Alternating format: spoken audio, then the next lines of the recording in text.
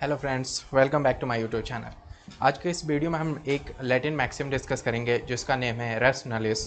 और ये बहुत सारे लॉ के एग्जाम्स में वेरी शॉर्ट आंसर क्वेश्चन और एमसीक्यू में आ जाता है कि रेस नलिस क्या है, रेस नलिस का मीनिंग क्या है, उसके कंडीशंस क्या हैं, उसके ऊपर केस लॉज क्या हैं।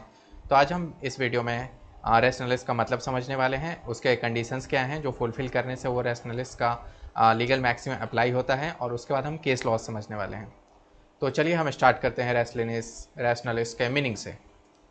रैशनलिस्ट मतलब होता है नोबडीज प्रॉपर्टी और ओनरलेस प्रॉपर्टी, ऐसी प्रॉपर्टी जिसका कोई भी ओनर ना हो, जिस पे कोई भी मालिकाना हक ना जताएं, और किसका जिसका कोई भी लीगल स्टेटस नहीं हो कि इसका मालिक कौन है नहीं है। तो उस प्रॉपर्टी को हम बोलते हैं ओनरलेस प्रॉपर्टी, यानी कि लीगल मैक्सिम रैशनलिस इस पे अप्लाई होगा। फिर who can become the owner. जो रेशनलिस्ट होता है उसमें हमने जाना कि वो ओनरलेस प्रॉपर्टी होती है, ठीक है। तब उसका ओनर कौन हो सकता है? तो सच प्रॉपर्टी, एक मिनट मैं आपको थोड़ा अच्छे से डिफाइन करके बता देता हूँ। हाँ, सच प्रॉपर्टी और goods are able and subject to being own by anybody. यहाँ पे लॉ ने कुछ डिफाइन नहीं किया है कि 18 साल से ऊपर क्या 18 साल से नीचे, या मेल या फीमेल, या कौन पर्सन उसका ओनर हो सकता है रैशनलिस्ट प्रॉपर्टी का। तो यहाँ पे एनीबॉडी, कोई भी, एक 2 साल का बच्चा भी और एक 70 साल का बुजुर्ग भी, या मेल फीमेल कोई भी, वो सिटीजन हो नॉन सिटीजन हो, ऐसा कहीं भी कुछ डिफाइन नहीं है कि कौन होगा। तो कोई भी, एनीबॉडी इन द वर्ल्ड जो भी है वो उस प्रॉपर्टी का ओनर हो सकता है। फिर उसका प्रॉपर्टी का ओनर होगा कौन? तो the person who take first possession, ऐसा व्यक्ति जो सबसे पहले उस चीज़ का पोसेसन ले ले, वो उसका ओनर माना जाएगा, लीगली ओनर माना जाएगा, ठीक है। तो ये तो हमारा हो गया मीनिंग और कंडीशंस। अब इसको हम एक एग्जाम्पल से समझते हैं। जैसे कि मान लो आप एक दिन ऐसे यहाँ पे चलते हुए मार्केट जा रहे हो, ठीक है। और यहाँ पे आपका चलते हुए मार्केट गए और आपका यहाँ पे जो 50 रुपये का नोट है वो गिर गया, ठीक है। तो उसके बाद फिर आपको ध्यान नहीं रहा और आप चलते चलते अपने घर पहुँच गए, ठीक है। ये 50 रुपये के नोट को दो लोगों ने देखा।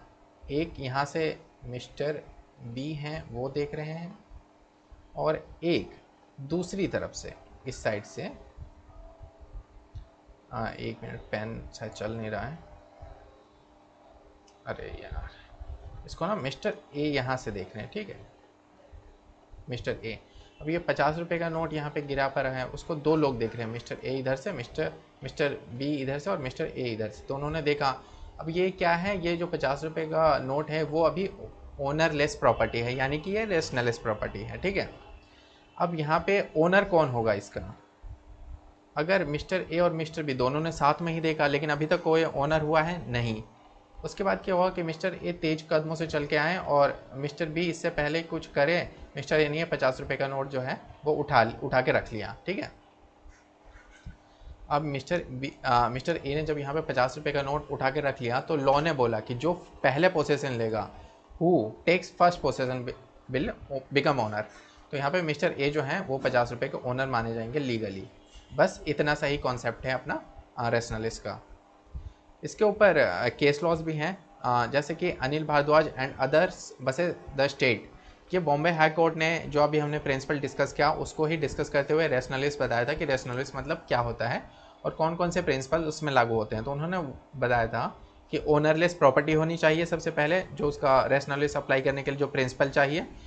कोई भी प्रॉपर्टी जिसका ओनर है वो आप उस पर रेशनलिस्ट नहीं अप्लाई कर सकते हैं, ठीक है।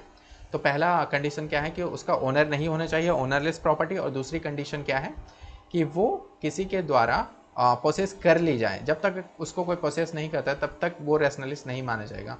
उसको प्रोसेस किया तो वो रेशनलिस्ट, और जिसने पहले फर्स्ट पोसेशन लेगा वो उसका ओनर माना जाएगा।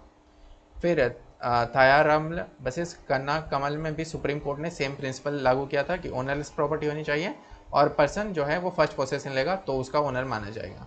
तो रेशनलिस्ट का ये एक छोटा सा कॉन्सेप्ट है जो बहुत एग्जाम्स में वेरी शॉर्ट आंसर्स में आ जाता है, कभी कभी 4 मार्क्स में, 5 मार्क्स में।